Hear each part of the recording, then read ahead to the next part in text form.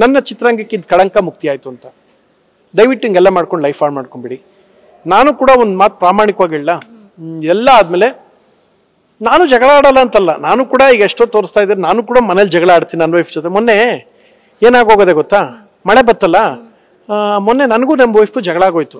ಯಾಕೆಂದ್ರೆ ಅವರಪ್ಪ 300 ರೂಪಾಯಿಗೆ 4 ಸೀರೆ ಕೊಡಿಸ್ಬಿಟ್ಟವ್ರೆ.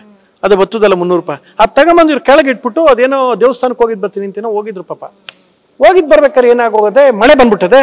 ನಮ್ದು ಗ್ರೌಂಡ್ ಫ್ಲೋರ್ಲು ಮಳೆ ಒಳಗಿಂದ ತುಂಬ್ಕೊಬಿಟ್ಟು ಬಣ್ಣ ಎಲ್ಲ ಹೊರಗಡೆ ಬಂದ್ಬಿಟ್ಟೈತೆ.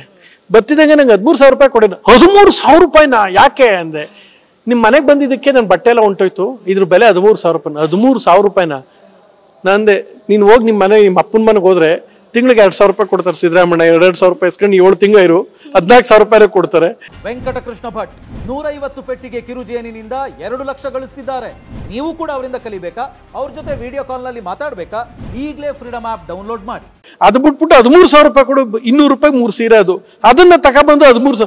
ಆಮೇಲೆ ನಾನು ಹಿಂಗಾದ್ರೆ ನಾನು ಜಗಳ ಆಡಿದೀವಿ ನಮ್ಮ ವೈಫ್ ಜೊತೆಗೆ. ಆಗ ಅವರು ತಾಳಿ ಇದು ಮಾಡ್ತೀನಿ ಅದು ಮಾಡ್ತೀನಿ ಅಂತ ಹೇಳ್ಬಿಟ್ಟು ನಾನು ಅಡುಗೆ ಮಾಡಲ್ಲ ಅಂದ್ರು. ಆಯ್ತು ಮಾಡಬೇಡ ಅಂತ ಹೇಳಿದೆ. ಆಗ ಯಾರಿಗೋ ಫುಡ್ ಆರ್ಡರ್ ಮಾಡಿದೆ ಸ್ವಿಗ್ಗಿಲಿ. 2 ಊಟ ತಗೊಂಬಂದು ಕೊಟ್ಟವ್ನು ಫುಲ್ ಮಳೇಲಿ ತಗೊಬಂದಿದ್ದು ನೋಡಿ ನನಗೆ ಅಯ್ಯೋ ಅನ್ಸ್ಬಿಡ್ತು. ಕೊಕೇನ್ ಮುಹೂರ್ತಕ್ಕೆ ಫೋಟೋ ಶೂಟ್ಗೆ ಅಂತ ಒಂದು ತದ್ದಿದ್ದು ಜಾಕೆಟ್ ತಗೊಬನ್ನಿ ಇಟ್ಕೊಂತ ಕೊಟ್ಟು ಕಳಿಸ್ತೇನೆ. ನಾವು ಜನರನ್ನ ಹಿಂಗಿರ್ಬೇಕು, ಮನೆಯವ್ರ ಜೊತೆ ಹಿಂಗಿರ್ಬೇಕು, ಜಗಳ ಹಿಂಗಾಡ್ಬೇಕು. ಅದು ಬಿಟ್ಬಿಟ್ಟು ಬಂದವನು ಹುಡುಕ ಅದು ಮಾಡ್ತೀವಿ ಅಂದ್ರೆ ನಾವು ಇದು ಮಾಡ್ತೀವಿ. ತಪ್ಪು ಸರ್, ತಪ್ಪು. ನಾವು ಬದಲಾಗಬೇಕು. ಕಲಾವಿದರು ನಮ್ಮನ್ನು ಎಲ್ಲೋ ಒಂದ್ ಕಡೆ ಗೌರವ ಕೊಡ್ತಾರೆ, ಗೌರವಕ್ಕೆ ತಕ್ಕಂತೆ ನಡ್ಕೊಬಿಡ್ಬೇಕು. ನಿಮ್ಗೆ ಹೇಳೋದೇನು ಗೊತ್ತೇನ್ರು, ಸೀರಿಯಸ್ಲಿ ನಿಮ್ಮ ಅಪ್ಪ ಅವನಿಗೋಸ್ಕರ ಏನೋ ಒಂದು ಹೋರಾಡದೆ ಅಂದ್ರೆ ಅದೊಂಥರ ಖುಷಿ ಪಡ್ಬೋದು. ಯಾರಿಗೋಸ್ಕರ ಜೈಲಿಗೆ ಹೋಗ್ತಾ ಇದ್ದೀರಿ ನೀವು ಜಗಳ ಮಾಡ್ಕೊಂಡು? ಯಾರಿಗೋಸ್ಕರ ಹೋಗ್ತಾ ಇದ್ದೀರಪ್ಪ? ಬೇಡ. ಈಗ ಪೊಲೀಸ್ ಸ್ಟೇಷನ್ ಹತ್ರ ಇರೋರ್ಗೆ ನೀವು ಒಂದು ಸಂದೇಶ ಕೊಟ್ಟಿದ್ರಿ, ಅಲ್ಲಿ ಹೋಗ್ಬೇಡಿ, ಫಸ್ಟ್ ನಿಮ್ಮ ತಂದೆ ತಾಯಿಗೆ ಊಟ ಕೊಡಿ ಫಸ್ಟ್ ಅಂತ ಹೇಳಿದ್ರಿ. ಸೊ ಅಲ್ಲೇ ನಿಂತ್ಕೊಂಡು ಕೆಲವರು ನಿಮ್ಗೆ ಕೌಂಟರ್ ಹೊಡೆದಿರುವಂತದ್ದು, ನಾವು ನಮ್ಮ ತಂದೆ ತಾಯಿಗೆ ಊಟ ಕೊಟ್ಟೇನೆ ಬರ್ತಿರೋದು ಇಲ್ಲಿಗೆ ಅಂತ. ಒಂದು ನಿಮಿಷ ಹೇಳ್ತೀನಿ, ಅದೇ ಹೇಳಿ ನೀವು. ಅದು ಕೌಂಟರ್ ಅಲ್ಲ, ಅದು ಪ್ರವೋಕ್ ಮಾಡ್ತಾರೆ. ಒಂದು ದರ್ಶನ್ ಯೂಟ್ಯೂಬ್ ಚಾನಲ್ ಏನ್ ಗೊತ್ತಾ, ಈಗ ನಿಮಗೆ ಒಂದು ನಿಮಿಷ ತಪ್ಪ್ಯಾರ್ದು ಸರಿಯಾರ್ದು ನಿಮ್ಗೆ ಗೊತ್ತಿದೆ, ನೀವು ರಿಪೋರ್ಟಿಂಗ್ ಮಾಡೋದಕ್ಕೆ ನಿಮ್ಗೆ ನೇರವಾಗಿ ಇಲ್ಲ, ನಿಮ್ಮ ಕೆಲಸ ಅದು. ನೀವು ಅದ್ರ ಮೂಲಕ, ಅದು ನಿಮ್ಗೆ ಶಾರದೆ, ಅದ್ರ ಮೂಲಕ ನೀವು ಊಟ ಮಾಡ್ತಾ ಇದ್ರೆ ಕೆಲಸ ಮಾಡಿ.